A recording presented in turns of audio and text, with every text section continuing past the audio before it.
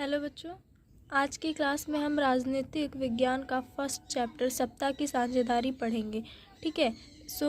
हमारा जो सत्ता की साझेदारी में जो आपके इस बार के सिलेबस में फर्स्ट टॉपिक है वो है बेल्जियम। ठीक है। यूरोप के अंदर एक छोटा सा देश है। ये एक देश का नाम है जो यूरोप के अंदर आता है। ठीक है। ये कोई बहुत प्रसिद्ध या फेमस देश नहीं, जबकि एक बहुत छोटा सा देश है जो यूरोप के अंदर है। इसका क्षेत्रफल हरियाणा से भी कम है। जो इसका क्षेत्रफल है, ये इतना छोटा देश है कि इसका क्षेत्रफल हरियाणा से भी कम है। इसकी सीमा नीदरलैंड, फ्रांस और जर्मनी से सटी हुई है। जो इसकी सीमा है, ठीक है, वो नीदरलैंड, फ्रांस और जर्मनी से सटी हुई है। सटी हुई है मतलब बच्चों जुड़ी हुई है। ठीक है। या फिर ये बोल लो सटी हुई है तो मिली हुई है। ठीक है। आप कुछ भी बोल सकते हैं, दोनों चीज़ें लोग बोलते नहीं, आपस में सटी हुई है। ठीक है। तो इनकी जनसंख्या लगभग 1 करोड़ है। इनकी इसमें मतलब बेल्जियम में रहने वाले लोगों की जो जनसंख्या है वो लगभग 1 करोड़ है। ठीक है। जो कि हरियाणा की जनसंख्या से आधी है। हरियाणा में इसकी डबल रहता है। लगभग हरियाणा में 2-2.5 करोड़ में लोग हैं। ठीक है। तो यहाँ पर हरियाणा की जनसंख्या के आधे हैं, 1 करोड़। ठीक है। इसका मैप है, शायद आप लोगों को थोड़ा कम क्लियर दिख रहा हो। ओके। इस मैप को आप लोग बच्चों बना लीजिएगा। और इसमें कुछ चीज़ें राजधानी मतलब फ्रेंच, डच, ठीक है, आदि चीज़ें दे के रखी हैं जातीय बनावट के बारे में। ठीक है। जातीय बनावट के बारे में तो ये चित्र है, आप इसको देख लीजिए। बाकी थेरिकल पार्ट मैं आपको समझा देती हूँ। ठीक है। और आप लोग इसे थोड़ा अच्छे से बनाकर अच्छे से नोट कीजिएगा। पेपर वगैरह में क्वेश्चन आए, आप चित्र प्लीज़ ड्रॉ कीजिएगा। देश की कुल आबादी का 59% हिस्सा फ्लेमिश क्षेत्र में रहता है और डच बोलते हैं। ठीक है। जो यहाँ पे 15 जिसमें मतलब 1 करोड़ लोग हैं। ठीक है। तो 1 करोड़ लोगों में से 59%, ठीक है, परसेंटेज लोग डच भाषा बोलते हैं, मतलब डच भाषी लोग हैं। ठीक है। 40% लोग वेलोनियम क्षेत्र में रहते हैं और फ्रेंच भाषा बोलते हैं। ठीक है। देखो 59% लोग तो डच भाषा बोलते हैं, 40% लोग जो है वो फ्रेंच भाषा बोलते हैं, शेष 1%, ठीक है, 1% लोग बचे जो जर्मन की भाषा बोलते हैं। ठीक है। देखो बच्चों, हर देश की अपनी अलग अलग भाषा होती है। एक कॉमन लैंग्वेज जो हमारी वो इंग्लिश है कि आप किसी भी देश में जाकर आप बोल सकते हैं। सामने वाला जो इंसान है वो आपकी भाषा समझ जाएगा, तो वो एक इंग्लिश है। ठीक है। बाकी हर जगह की अपनी एक लैंग्वेज होती है। जैसे हरियाणा में हरियाणवी चलती है। ठीक है। लोग हरियाणवी लैंग्वेज बोलते हैं। पंजाब में लोग पंजाबी बोलते हैं। मद्रास में मद्रासी बोलते हैं। गुजरात में गुजराती बोलते हैं। ठीक है। बंगाल में बंगाली लैंग्वेज बोलते हैं। हर जगह की अपनी एक अलग भाषा है। ठीक है। राजधानी जो इसकी राजधानी है बच्चों, वहाँ पर 80% लोग फ्रेंच बोलते हैं और 20% डच भाषा वाले हैं। ठीक है। वहाँ पे जर्मन नहीं है, क्योंकि देखो 100% में 80% लोग तो फ्रेंच बोलते हैं, बाकी जो 20% बचे वो डच भाषी वाले हैं। ठीक है। तो जर्मन वाले नहीं हैं। ओके। समस्या, अल्पसंख्यक फ्रेंच भाषी लोग तुलनात्मक रूप से ज़्यादा प्रसिद्ध और ताकतवर रहे हैं। ठीक है। जो अल्पसंख्यक है, ठीक है, जो फ्रेंच भाषी लोग जो है वो तुलनात्मक रूप से, ठीक है, तुलना, जब किसी दो चीज़ की तुलना की जाती है तो उसे तुलनात्मक बोलते हैं। ठीक है। तो इन दोनों की तुलना करने पर, एक दूसरे से मतलब देखने पर कि हाँ, जैसे आपके घर में होता है, आप मान लीजिए आप 2 भाई बहन हैं, या फिर स्कूल में मान लीजिए कि 2 जो सबसे मतलब पढ़ने में अच्छे बच्चे होते हैं, उनके आपस में अक्सर कंपटीशन रहता है, तुलना रहती है, चला करता है, भाई इस बार इसको ज़्यादा नंबर, कौन ज़्यादा नंबर लाता है, कैसा लाता है ना। तो वो तुलना हो गई दोनों में कि हाँ इसका ये सब्जेक्ट अच्छा है, उसका वो सब्जेक्ट अच्छा है। घर में बच्चे भाई बहन आपस में एक दूसरे से तुलना किया करते हैं। ठीक है। कि मैं इस चीज़ में तुमसे ज़्यादा अच्छा हूँ, तुम बुरे हो। वही चीज़ है कि जब तुलना की जाती है तो जो फ्रेंच है ये ज़्यादा समृद्ध और ताकतवर है। ठीक है। बहुत बाद जाकर आर्थिक विकास और शिक्षा का लाभ पा ठीक है। बहुत बाद मतलब बहुत लेट में जाकर आर्थिक विकास और शिक्षा का लाभ। ठीक है। पहले बच्चों सबको शिक्षा नहीं मिल पाती थी। ठीक है। खासकर ये प्रॉब्लम्स ये समस्या जो सबसे ज़्यादा जिसके लिए थी वो औरतें, महिलाएं और बालिकाएं थी। ठीक है। लड़कियों को तो उनका मतलब पैदा होकर और माँ बाप की नज़र में यही था कि बस ये किचन का काम कर सकती है, इससे ज़्यादा नहीं, इसलिए उन्हें पढ़ाया ही नहीं जाता था। लड़के पढ़ते थे तो वो भी तब के ज़माने में लड़कियों को पढ़ने को नहीं मिलता था और लड़के पढ़ना नहीं चाहते थे। ठीक है। सो डच भाषी लोगों को इस स्थिति से नाराज़गी थी। ठीक है, जो आर्थिक विकास पाने वाले डच भाषी लोग जो थे उनको इस बात से थोड़ी नाराज़गी थी, वो उन्हें थोड़ा नाराज़ थे वो।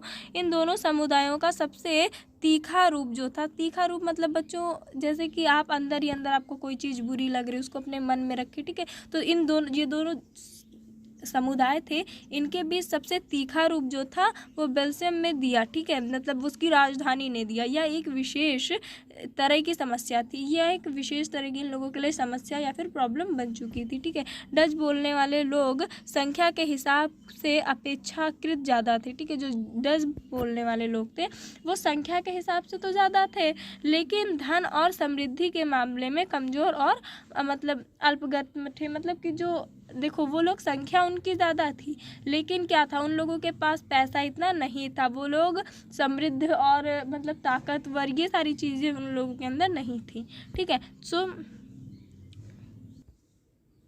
श्रीलंका एक द्वीपीय देश है जो तमिलनाडु के दक्षिण तट से कुछ किलोमीटर की दूरी पर स्थित है।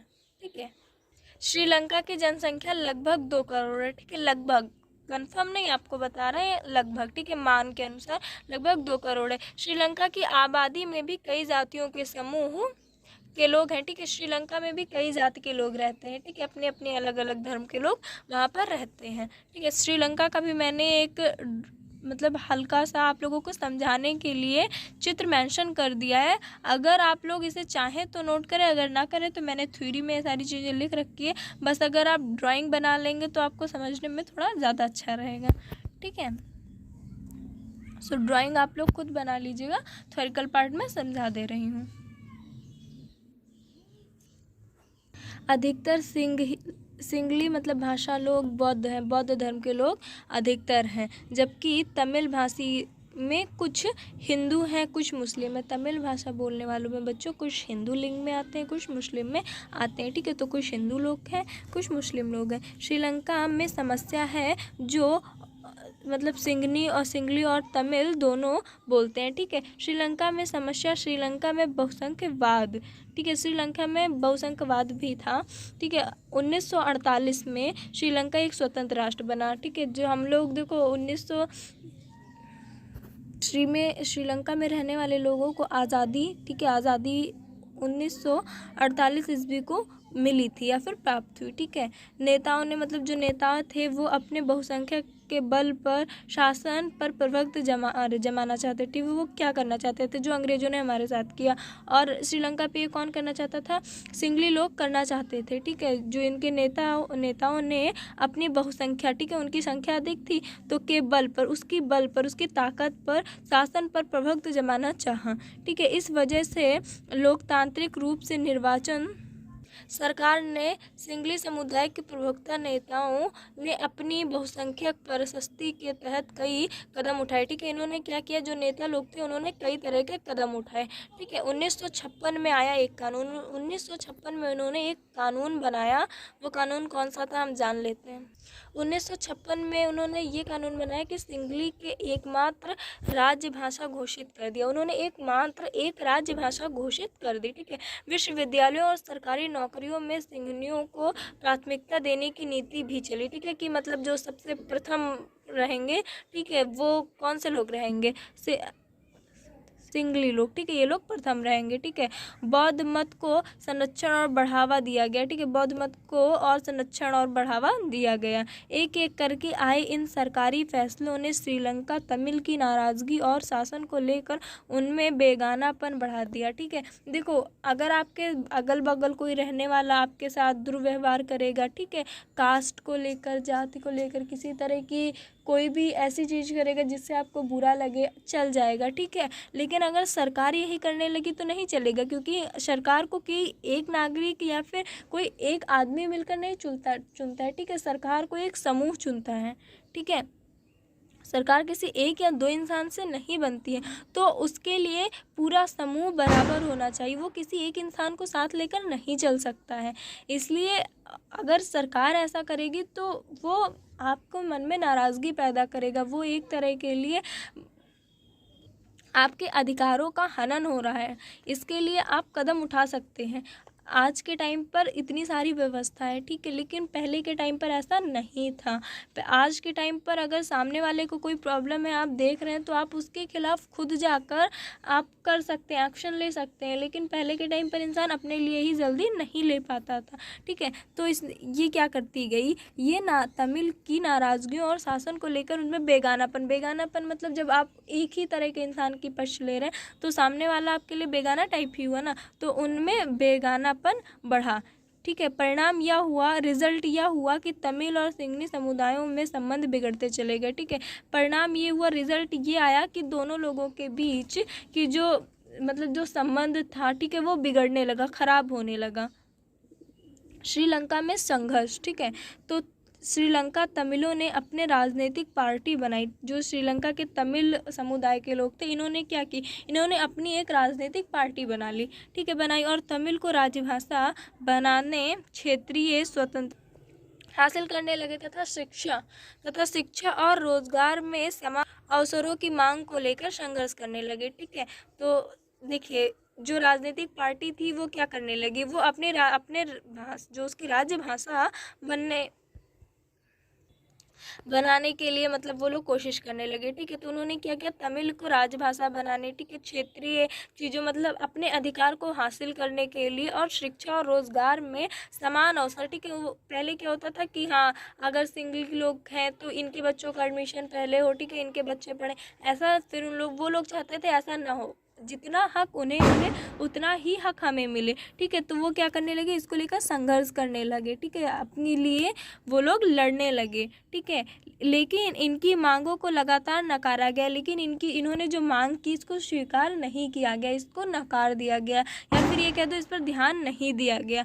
1980 के दशक तक उत्तर पूर्वी श्रीलंका में स्वतंत्र तमिल सरकार बनाने की मांग को लेकर अनेक राजनीतिक संगठन बने, ठीक है। इस बात को लेकर 1980 के तक यही चीज़ कंटिन्यू रही कि तमिल लोगों के साथ अन्याय होता रहा, और वो इसके लिए सरकार से मांग करते रहे और अनेक राजनीतिक संगठन बने। श्रीलंका में दो समुदायों के बीच पारस्परिक अविश्वास ने बड़े टकराव का रूप ले लिया, ठीक है। देखिए, आप किसी को एक दिन इग्नोर करेंगे, 2 दिन इग्नोर करेंगे, अगर वो आपसे रोज़ आपके साथ गलत करेगा तो किसी ना किसी दिन तो आप भी बोल ही पड़ेंगे, ठीक है। तो यही चीज़ अविश्वास ने एक बड़े टकराव, ठीक है, एक बहुत बड़े संघर्ष का रूप धारण कर लिया, ठीक है। यह टकराव गृह युद्ध में बदल गया। अभी तक यह टकराव जो था, ये सरकार से ये मांग कर रहे थे, विनती कर रहे थे, लेकिन अब ये युद्ध का रूप धारण कर लिया, ठीक है। अब यहाँ पे मारपीट की चीज़ें शुरू हो गई, ठीक है, यहाँ गृह युद्ध शुरू हो गई। परिणाम स्वरूप दोनों पक्ष के हजारों लोग मारे जा चुके थे, ठीक है, दोनों पक्ष में, मतलब तमिल में भी और उधर भी लोग मारे जा चुके थे, ठीक है। बहुत काफ़ी बड़ा टकराव शुरू हो गया।